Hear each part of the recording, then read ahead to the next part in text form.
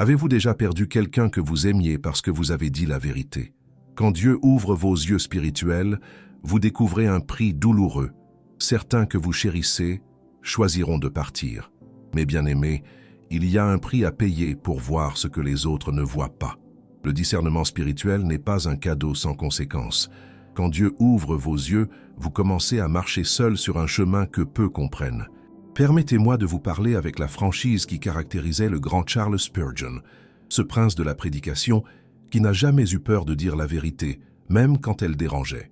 Spurgeon disait que le discernement est comme une lumière qui illumine les ténèbres, mais cette même lumière peut effrayer ceux qui préfèrent l'obscurité.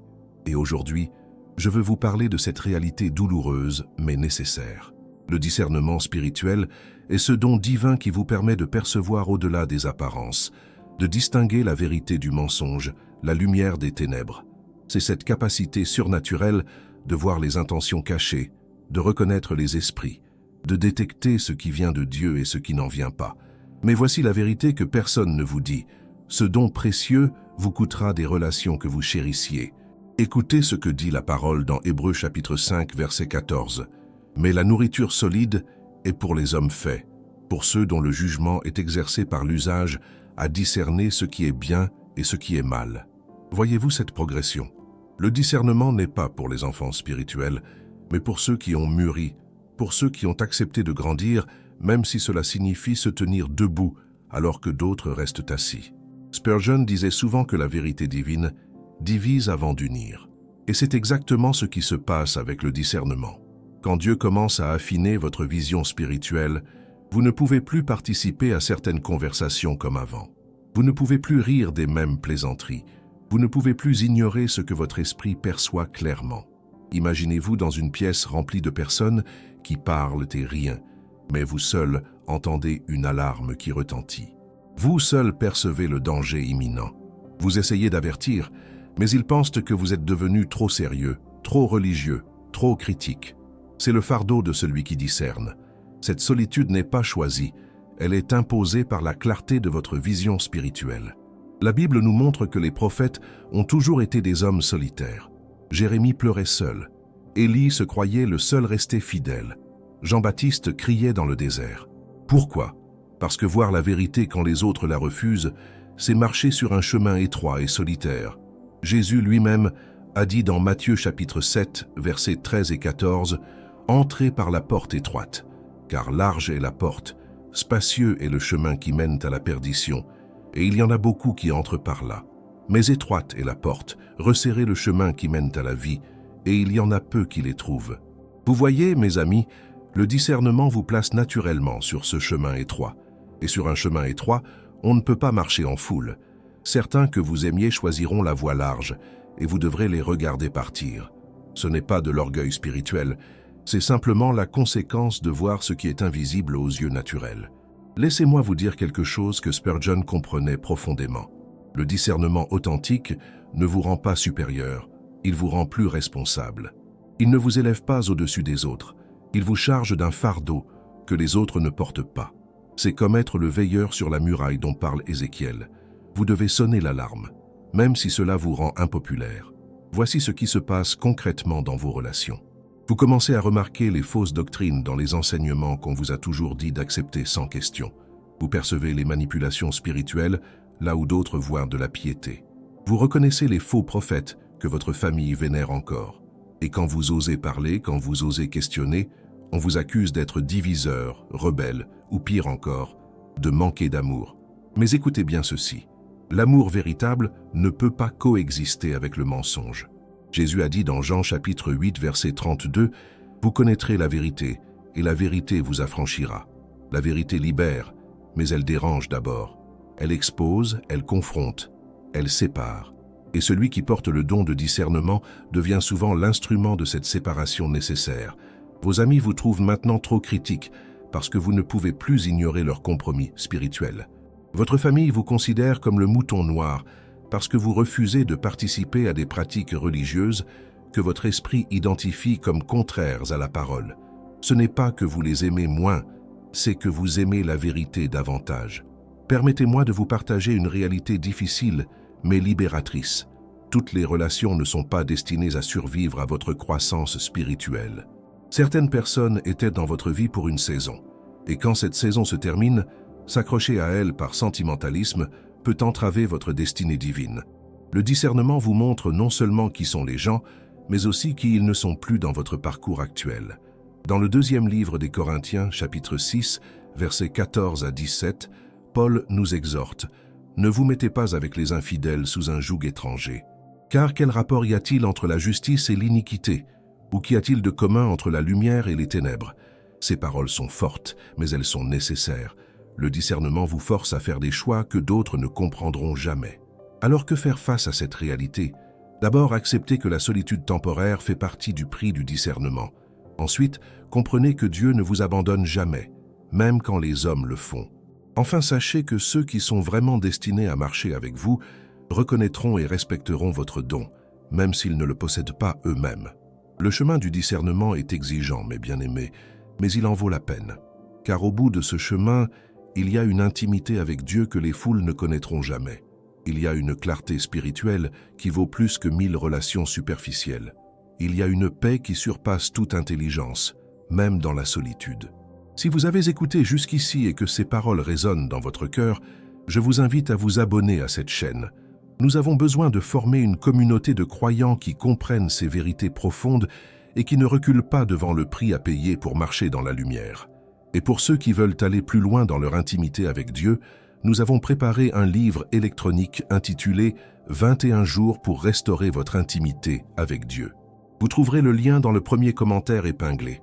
Ce n'est pas une simple lecture, c'est un parcours de transformation qui vous aidera à approfondir votre relation avec le Seigneur dans ces temps où le discernement est plus nécessaire que jamais. Ce qui rend le discernement si difficile à porter, c'est qu'il révèle des vérités que les autres ne veulent pas entendre. Vous devenez comme un médecin qui diagnostique une maladie grave, mais le patient refuse de croire au diagnostic. Vous voyez la tumeur spirituelle, mais ceux que vous aimez insistent qu'ils sont en parfaite santé. Et c'est là que commence la distance entre vous et eux. Comprenez bien ceci, le discernement ne vous rend pas parfait, il vous rend conscient. Conscient des pièges, conscient des mensonges déguisés en vérité, conscient des loups vêtus de peau de brebis. Et cette conscience devient un fardeau quotidien. Vous entrez dans une église et vous percevez immédiatement quand l'Esprit de Dieu est présent ou absent. Vous écoutez un prédicateur et vous savez dans votre esprit si ces paroles viennent du cœur de Dieu ou de son propre ego. La parole nous avertit dans le premier livre de Jean, chapitre 4, verset 1, « Bien-aimés, n'ajoutez pas foi à tout esprit, mais éprouvez les esprits pour savoir s'ils sont de Dieu, car plusieurs faux prophètes sont venus dans le monde. » Voilà votre mandat divin. Vous devez éprouver, tester, examiner. Mais ce devoir sacré vous met en conflit direct avec une culture religieuse qui dit de ne jamais questionner, de ne jamais douter, d'accepter aveuglément tout ce qui vient d'une figure d'autorité. Vos parents peuvent avoir fréquenté la même église pendant 50 ans. Ils ont confiance en leur pasteur comme en un membre de la famille. Mais votre esprit discerne que quelque chose ne va pas dans certains enseignements. Vous remarquez les manipulations financières, les doctrines tordues, l'absence de transformation réelle dans les vies. Quand vous osez en parler, on ne remet pas en question l'Église. On remet en question votre loyauté familiale. On ne débat pas de la doctrine, on vous accuse de manquer de respect envers vos aînés. C'est une douleur particulière, n'est-ce pas? Celle de voir ceux que vous aimez marcher vers un précipice spirituel pendant que vous criez de toutes vos forces pour les avertir, mais ils interprètent vos cris comme de la folie. Ils pensent que vous avez perdu la foi, alors qu'en réalité, vous l'avez trouvée de manière plus profonde et authentique. Laissez-moi vous parler de l'isolement qui accompagne ce don. Vous assistez à des réunions de famille et tout le monde parle avec enthousiasme du dernier séminaire, du nouveau livre de ce prédicateur célèbre, de cette nouvelle révélation extraordinaire. Mais votre esprit sonne l'alarme. Vous percevez l'erreur, la manipulation, le sensationnalisme qui remplace la saine doctrine. Vous pouvez soit rester silencieux et vous sentir hypocrite, soit parler et devenir le trouble-fête. Dans Amos chapitre 3, verset 3, une question simple mais profonde est posée. Deux hommes marchent-ils ensemble sans en être convenus? La réponse est évidemment non. Pour marcher ensemble, il faut un accord sur la direction. Et c'est exactement là que le discernement crée une séparation. Vous ne pouvez pas marcher vers la lumière avec ceux qui courent vers les ténèbres, même s'ils sont convaincus que les ténèbres sont la lumière. Il y a aussi cette réalité douloureuse des amitiés qui se transforment. Ces amis avec qui vous priez, avec qui vous partagiez vos luttes spirituelles, deviennent maintenant distants. Pourquoi? Parce que votre discernement expose des compromis qu'ils ne sont pas prêts à abandonner. Vous ne pouvez plus prétendre que certaines choses sont acceptables quand votre esprit vous crie qu'elles ne le sont pas. Peut-être avez-vous des amis qui se disent chrétiens, mais vivent dans un péché délibéré qu'ils refusent de reconnaître. Votre discernement vous empêche de participer à leur auto-tromperie. Vous les aimez trop pour les laisser croire qu'ils peuvent servir de maîtres. Mais quand vous leur parlez avec amour de ce que vous percevez, ils se sentent jugés. Ils ne voient pas votre cœur qui pleure pour eux. Ils voient seulement quelqu'un qui les condamne. Paul écrit dans Galates chapitre 4, verset 16, « Suis-je devenu votre ennemi en vous disant la vérité ?» Voilà votre dilemme. Dire la vérité que votre discernement révèle vous transforme aux yeux des autres en ennemi, en celui qui dérange, en celui qui juge. Mais ne pas la dire vous transforme en complice de leur égarement. Quel choix terrible! Et que dire de ces moments où votre propre famille vous rejette? Quand votre mère vous dit que vous êtes devenu trop radical, que vous devriez être plus flexible, plus tolérant, quand votre père vous accuse de diviser la famille parce que vous refusez de participer à certaines pratiques religieuses que vous discernez comme étant contraires à la parole pure de Dieu. C'est une croix lourde à porter. Jésus lui-même a connu cette douleur. Dans Marc chapitre 3, versets 21 et 31, nous lisons que sa propre famille pensait qu'il avait perdu la raison. Ils sont venus pour se saisir de lui. Imaginez, le Fils de Dieu, incompris même par les siens. Si le Maître a connu ce rejet familial, pourquoi nous, ses disciples, en serions-nous exemptés? Le discernement vous place souvent dans la position inconfortable de devoir choisir entre la paix familiale et l'obéissance à Dieu, entre être aimé par les hommes et être approuvé par le ciel. Jésus a dit dans Matthieu chapitre 10, versets 34 à 36, « Ne croyez pas que je sois venu apporter la paix sur la terre. Je ne suis pas venu apporter la paix, mais l'épée. Car je suis venu mettre la division entre l'homme et son père, entre la fille et sa mère. Et l'homme aura pour ennemi les gens de sa propre maison. » Ces paroles sont dures, mais elles sont vraies. Le discernement spirituel active cette division prophétisée par Jésus. Ce n'est pas vous qui divisez, c'est la vérité que vous portez qui force les gens à choisir leur camp. Certains choisiront la lumière avec vous, d'autres préféreront les ténèbres confortables qu'ils connaissent. Mais voici ce que je veux que vous compreniez. Cette perte n'est pas une punition, c'est une purification. Dieu enlève de votre vie ceux qui vous empêcheraient d'accomplir votre destinée. Il sépare le précieux du vil. Il vous libère de relations qui auraient dilué votre appel divin. Chaque ami perdu à cause du discernement fait de la place pour les vrais compagnons de route que Dieu vous prépare. Pensez à Abraham qui a dû se séparer de Lot. Pensez à Paul qui s'est séparé de Barnabas. Pensez à tous ces hommes et femmes de foi qui ont dû faire des choix difficiles, qui ont dû laisser partir des personnes qu'ils aimaient parce que leur chemin spirituel divergeait. Ce n'était pas facile, mais c'était nécessaire. Le discernement vous enseigne une leçon fondamentale. Vous ne pouvez pas sauver tout le monde. Vous ne pouvez pas forcer les gens à voir ce qu'ils refusent de regarder. Vous ne pouvez pas les obliger à entendre ce qu'ils se bouchent les oreilles pour ne pas écouter. Votre responsabilité est de dire la vérité avec amour, mais leur responsabilité est de choisir quoi en faire. Dans Ézéchiel chapitre 3, versets 18 et 19, Dieu dit « Quand je dirai au méchant, tu mourras. Si tu ne l'avertis pas, ce méchant mourra dans son iniquité, et je te redemanderai son sang. Mais si tu avertis le méchant, et qu'il ne se détourne pas de sa méchanceté, il mourra dans son iniquité, et toi tu sauveras ton âme. Voilà votre devoir, avertir. Le reste appartient à Dieu et au libre arbitre de chacun. Maintenant, permettez-moi de vous parler de ce qui se passe à l'intérieur de vous pendant cette saison de séparation. Car le discernement ne vous coûte pas seulement des relations, il vous coûte aussi une certaine version de vous-même. Vous ne pouvez plus être la personne qui accepte tout sans question. Vous ne pouvez plus être celui ou celle qui reste silencieux pour maintenir une fausse paix. Cette transformation intérieure est aussi douloureuse que l'isolement extérieur. Il y a des nuits où vous vous demandez si vous avez raison, où vous vous questionnez. Est-ce vraiment Dieu qui m'a donné ce discernement, ou suis-je simplement devenu critique et intolérant? Cette lutte intérieure est réelle et légitime. Mais voici ce qui distingue le vrai discernement du jugement charnel. Le vrai discernement vous brise le cœur pour ceux que vous devez quitter, tandis que le jugement vous rend fier de votre supériorité. Le prophète Jérémie pleurait sur Jérusalem, même en annonçant son jugement. Il ne se réjouissait pas d'avoir raison, il souffrait de voir le peuple qu'il aimait courir vers sa propre destruction. Dans Jérémie chapitre 9, verset 1, il s'écrit « Oh, si ma tête était remplie d'eau, si mes yeux étaient une source de larmes, je pleurerais jour et nuit les blessés de la fille de mon peuple. » Voilà l'attitude de celui qui possède le vrai discernement. Pas l'arrogance, mais les larmes. Pas la condamnation, mais la compassion brisée. Si vous portez ce don et que vous avez perdu des amis, des membres de votre famille à cause de la vérité que vous ne pouvez plus taire, laissez-moi vous dire quelque chose d'important. Votre douleur est valide. Vous avez le droit de pleurer ces pertes. Vous n'êtes pas faible parce que vous ressentez la solitude. Même Jésus a pleuré.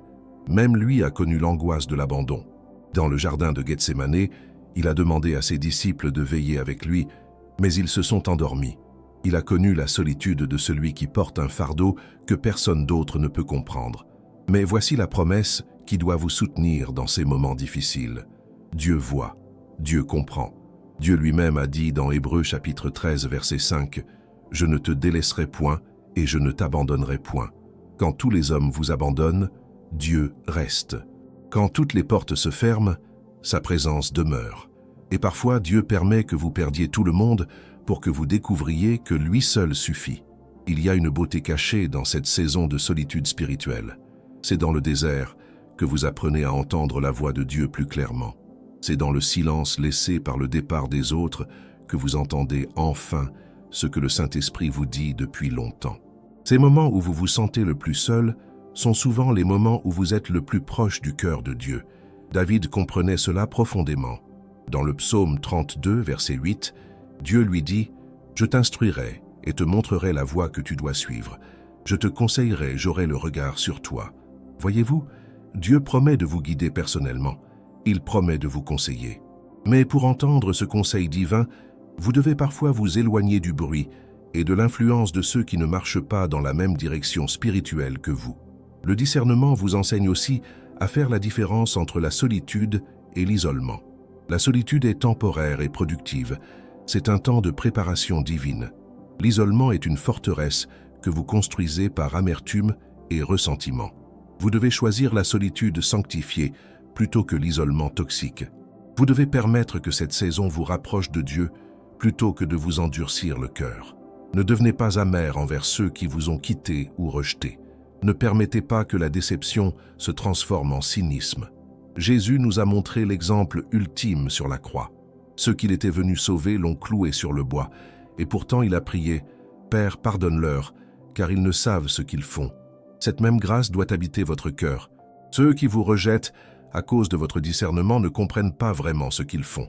Ils sont aveuglés, et vous devez prier pour que leurs yeux s'ouvrent. Comprenez également ceci. Le discernement n'est pas une licence pour devenir un gardien spirituel qui surveille et corrige tout le monde. Il y a une sagesse à savoir quand parler et quand se taire. Proverbe chapitre 26, verset 4 nous avertit « Ne réponds pas à l'insensé selon sa folie, de peur que tu ne lui ressembles toi-même. » Il y a des moments où votre discernement vous montre une erreur, mais la sagesse vous dit que ce n'est pas le bon moment ou la bonne personne avec qui partager cette vérité. Apprenez à porter votre don avec humilité et retenue. Tout ce que vous discernez n'a pas besoin d'être dit à tout le monde. Parfois, Dieu vous révèle des choses simplement pour que vous puissiez prier, pas nécessairement pour que vous confrontiez. Le discernement sans sagesse devient une arme qui blesse inutilement. Le discernement avec sagesse devient un instrument de guérison et de restauration au bon moment. Il y a aussi cette vérité importante. Le discernement vous pousse vers votre véritable communauté. Oui, vous perdez certaines personnes, mais Dieu vous connecte avec d'autres qui comprennent ce que vous portez. Il existe quelque part des hommes et des femmes qui ont le même fardeau, qui voient les mêmes choses que vous, qui comprennent votre solitude parce qu'ils la vivent aussi. Dieu les placera sur votre chemin au moment divin. Dans le premier livre des Rois, chapitre 19, Élie se sentait complètement seul. Il pensait être le seul prophète resté fidèle à Dieu. Mais Dieu lui a révélé qu'il avait réservé 7000 hommes qui n'avaient pas fléchi le genou devant Baal. Vous n'êtes jamais aussi seul que vous le pensez. Dieu a toujours un reste, un groupe de croyants authentiques qui tiennent ferme dans la vérité. Votre tâche est de rester fidèle jusqu'à ce que Dieu orchestre la connexion. En attendant ces connexions divines, investissez dans votre croissance spirituelle. Utilisez ce temps de solitude pour approfondir votre connaissance de la parole. Priez plus intensément. Jeûnez. Cherchez Dieu comme jamais auparavant. Paul écrit dans Philippiens chapitre 3, versets 13 et 14, « Je ne pense pas l'avoir saisi, mais je fais une chose. Oubliant ce qui est en arrière et me portant vers ce qui est en avant, je cours vers le but, pour remporter le prix de la vocation céleste de Dieu en Jésus-Christ. » Ne restez pas fixé sur qui vous a quitté. Ne vous attardez pas sur les relations perdues. Courez vers ce que Dieu a devant vous. Votre appel est plus grand que votre confort social. Votre destinée est plus importante que votre popularité. Le discernement vous a été donné pour un but précis, et ce but nécessite parfois que vous marchiez seul pendant un temps. Rappelez-vous également que cette saison n'est pas permanente. Les saisons changent, les situations évoluent. Certaines de ces relations pourront être restaurées quand les gens grandiront spirituellement. D'autres ne reviendront jamais, et c'est acceptable. Dieu sait exactement qui doit rester et qui doit partir de votre vie. Faites-lui confiance dans ce processus douloureux mais nécessaire. Enfin, utilisez votre expérience pour aider d'autres qui traversent la même chose. Quand Dieu vous amènera ces personnes qui se sentent seules à cause de leur discernement, vous pourrez les encourager avec une compréhension authentique. Votre douleur actuelle deviendra votre ministère futur. Vos larmes d'aujourd'hui arroseront les graines de consolation que vous planterez demain dans le cœur des autres. Mes bien-aimés, merci du fond du cœur d'avoir écouté ce message jusqu'au bout. Je sais que ces vérités ne sont pas faciles à entendre, mais elles sont nécessaires pour ceux qui portent le don du discernement. Si ce message a touché votre cœur, je vous encourage vivement à vous abonner à cette chaîne, à laisser un pouce en l'air et à partager vos réflexions dans les commentaires. Votre témoignage peut encourager quelqu'un d'autre qui traverse la même épreuve. Pour ceux qui désirent approfondir leur marche avec Dieu, n'oubliez pas notre livre électronique « 21 jours pour restaurer votre intimité avec Dieu » disponible dans le premier commentaire épinglé. C'est un outil précieux pour ces temps de transformation spirituelle. Continuez à regarder les prochaines vidéos qui apparaîtront sur votre écran. Que Dieu vous bénisse et vous garde dans sa vérité. Amen.